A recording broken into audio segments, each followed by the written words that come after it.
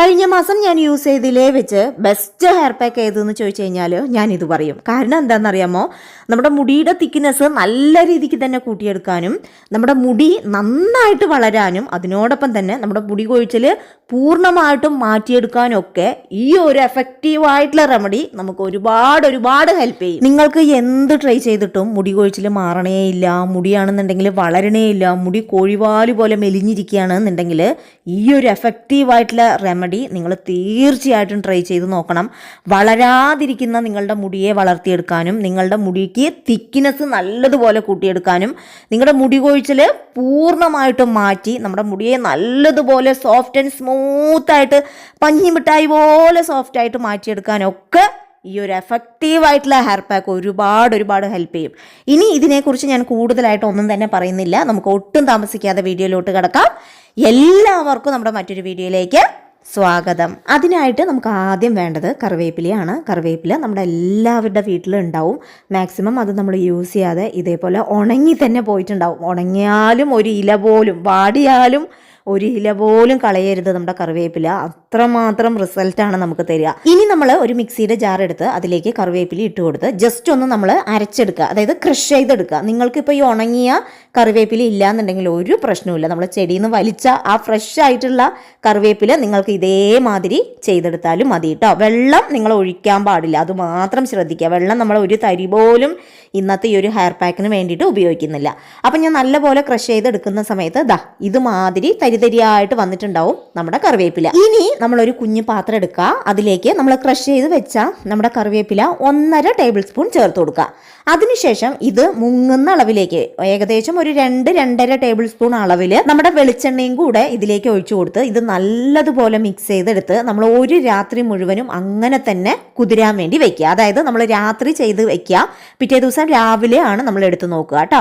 അപ്പം ഞാൻ ഇന്നിവിടെ രാത്രി സന്ധ്യാസമയം ആയിട്ടുണ്ട്, ഞാനിത് ചെയ്ത് ഒരു ഭാഗത്തേക്ക് മാറ്റി വെക്കുന്നുണ്ട്. ഇനി നമുക്ക് അടുത്തതായിട്ട് വേണ്ടത് ഒരു വലിയ തണ്ട് അലോവേരയാണ്. ഫ്രഷ് ആയിട്ടുള്ള അലോവേര തന്നെ നിങ്ങൾ എടുക്കണം. മാക്സിമം നിങ്ങൾ കടയിൽ നിന്ന് വാങ്ങിക്കുന്ന അലോവേര അവോയ്ഡ് ചെയ്യാനായിട്ട് ശ്രമിക്കുക. നിവർത്തിയില്ലെങ്കിൽ മാത്രം നിങ്ങൾ കടയിൽ നിന്ന് വാങ്ങിക്കുന്നത് നല്ലൊരു ബ്രാൻഡിൻ്റെ വാങ്ങിക്കുക കേട്ടോ. അലോവേര നമ്മുടെ മുടി വളരാൻ വേണ്ടിയിട്ടും നമ്മുടെ മുടിയിലെ ഡ്രൈനെസ്, സ്പ്ലിറ്റൻസ് അതൊക്കെ മാറി നമ്മുടെ മുടി സ്മൂത്ത് ആവാൻ വേണ്ടിയിട്ടൊക്കെ അലോവേര അടിപൊളിയാണ് കേട്ടോ. അപ്പം ഞാനൊരു വലിയ തണ്ട് അലോവേരയുടെ ജെല്ല് മാത്രം സെപ്പറേറ്റ് ചെയ്ത് ഒരു മിക്സിയുടെ ജാറിലേക്ക് ചേർത്ത് കൊടുക്കുന്നുണ്ട്. ഇനി ഇതിലേക്ക് നമ്മൾ അടുത്തതായിട്ട് ആഡ് ചെയ്ത് കൊടുക്കേണ്ടത് നമ്മുടെ കുഞ്ഞുള്ളിയാണ് കേട്ടോ. കുഞ്ഞുള്ളി ആകെ എൻ്റെ അടുത്ത് 3 എണ്ണം മാത്രമേ ഉള്ളൂ, കഴിഞ്ഞിരിക്കുകയാണ്. അതുകൊണ്ട് ഇതിലേക്ക് ഞാൻ ഒരു വലിയുള്ളിയും കൂടി ആഡ് ചെയ്ത് കൊടുക്കുന്നുണ്ട്. നിങ്ങൾ ശ്രദ്ധിക്കുക, വലിയുള്ളി ആഡ് ചെയ്യാൻ പാടില്ല. നിവർത്തികേട് കൊണ്ട് മാത്രമാണ് ഞാൻ ഇന്ന് ചേർത്ത് കൊടുത്തത്. കുഞ്ഞുള്ളിയാണ് നമ്മുടെ വലിയുള്ളിയേക്കാളും നമുക്ക് ഒരുപാട് റിസൾട്ട് തരിക. അതുകൊണ്ട് നിങ്ങൾക്ക് നല്ലൊരു റിസൾട്ട് വേണമെന്നുണ്ടെങ്കിൽ കുഞ്ഞുള്ളി തന്നെ എടുക്കുക. കുഞ്ഞുള്ളിയിലെ സൾഫർ കണ്ടന്റ് നമുക്ക് നന്നായിട്ട് മുടി വളരാൻ വേണ്ടിയിട്ട്, കുനുകുനാന്നുള്ള ബേബി ഹെയർ ഗ്രോത്ത് ഉണ്ടാവാൻ വേണ്ടിയിട്ട്, നമുക്ക് മുടി കൊഴിച്ചിൽ മാറാൻ വേണ്ടിയിട്ടൊക്കെ ഇത് സഹായിക്കും കേട്ടോ. ഇനി നമ്മൾ ഒരു തരി പോലും വെള്ളം ഒഴിക്കരുത്. ഇന്നത്തെ ഹെയർ പാക്കിന് നമ്മൾ വെള്ളമേ ചേർക്കുന്നില്ല. നമ്മൾ മിക്സിയിലിട്ട് നന്നായിട്ട് അരച്ചെടുക്കുമ്പോൾ നമ്മുടെ അലോവേരയിൽ 90% ഓഫ് വാട്ടർ കണ്ടന്റ് ആണ്.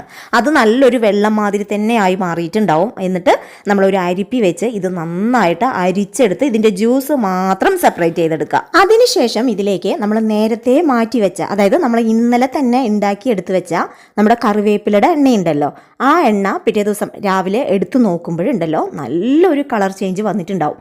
നമ്മുടെ എണ്ണ വൈറ്റ് പോയിട്ട് നല്ലൊരു ഗ്രീനിഷ് കളറായിട്ട് മാറിയിട്ടുണ്ടാവും. നിങ്ങൾക്ക് കാണാൻ പറ്റും, നല്ല പച്ച കളറ് എണ്ണയായിട്ട് മാറിയിട്ടുണ്ടാവും. നമ്മുടെ കറിവേപ്പിലയുടെ സത്തൊക്കെ തന്നെ നമ്മുടെ എണ്ണയിലോട്ട് ഇറങ്ങിയിട്ടുണ്ടാവും. നമ്മൾ ചൂടാക്കി എടുക്കുന്നതിനേക്കാളും ഇങ്ങനെ ചെയ്യുമ്പോഴുണ്ടല്ലോ അതിൻ്റെ റിസൾട്ട് ഡബിൾ മടങ്ങാണ്. നമ്മളിതൊരു തുണി വെച്ച് നേരിട്ട് അരിച്ചെടുത്ത് നമ്മുടെ ഈ അലോവേരയുടെ ജെല്ലിലേക്ക്, ജ്യൂസിലേക്ക് ചേർത്ത് കൊടുത്താൽ മതി. നന്നായിട്ട് പിഴിഞ്ഞെടുത്ത് നമ്മുടെ അലോവേരയിൽ ഇത് കൂട്ടി യോജിപ്പിക്കുക. എന്നിട്ട് നിങ്ങൾക്കിപ്പോൾ ഞാൻ കാണിച്ചു തരാം, തെളിഞ്ഞ് നിൽക്കുന്നുണ്ടാവും എണ്ണ.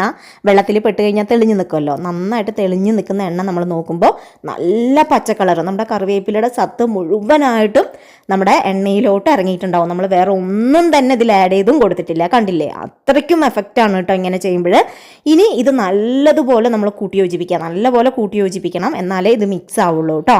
ഇനി നമ്മൾ ഇതിലേക്ക് ചേർത്ത് കൊടുക്കുന്ന വളരെ ഇമ്പോർട്ടൻ്റ് ആയിട്ടുള്ള ഒരു ഇൻഗ്രീഡിയൻ്റ് എന്ന് വെച്ചാൽ നമ്മുടെ കയ്യോന്നിയാണ്, നമ്മുടെ ഭൃംഗരാജ്.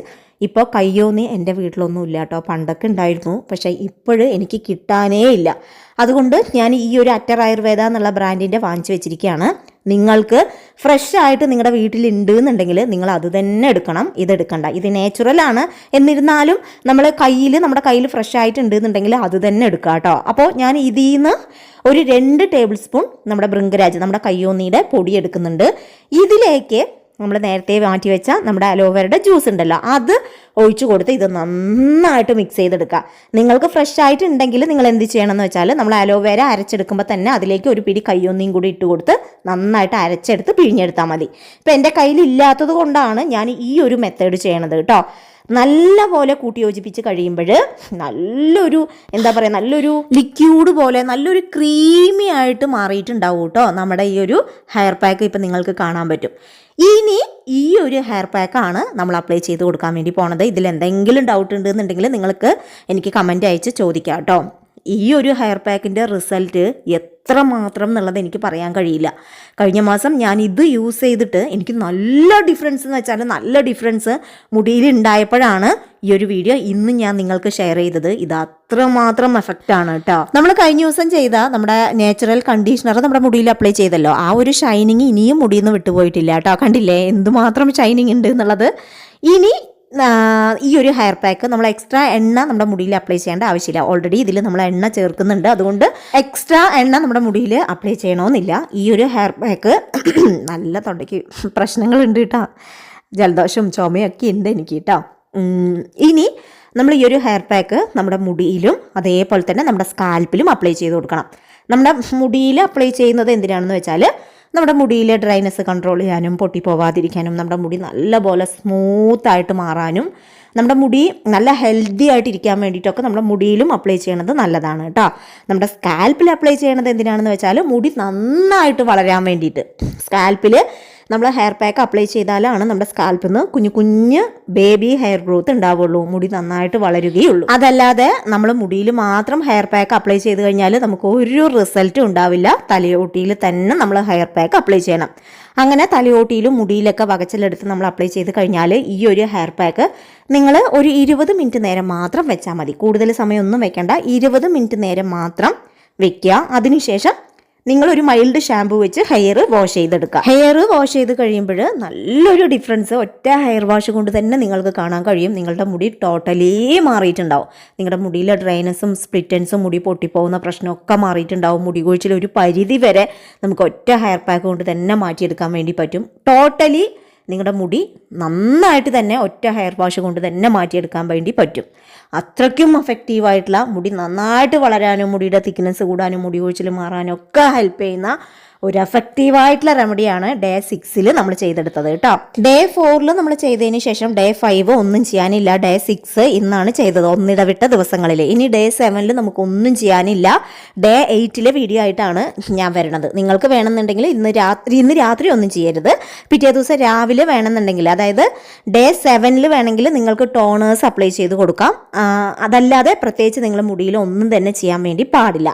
ഇനി ഡേ 8 ഒരു എഫക്റ്റീവായിട്ടുള്ള റെമഡി നിങ്ങൾക്ക് ഞാൻ ഷെയർ ചെയ്ത് തരുന്നതായിരിക്കും. ഇനി ഡേ 8 ഇതേപോലെ ഒരു എഫക്റ്റീവ് ആയിട്ടുള്ള ഒരു ഹെയർ കെയറും ആയിട്ട് വരുന്നത് വരെ ബൈ ഫ്രം രമ്യ.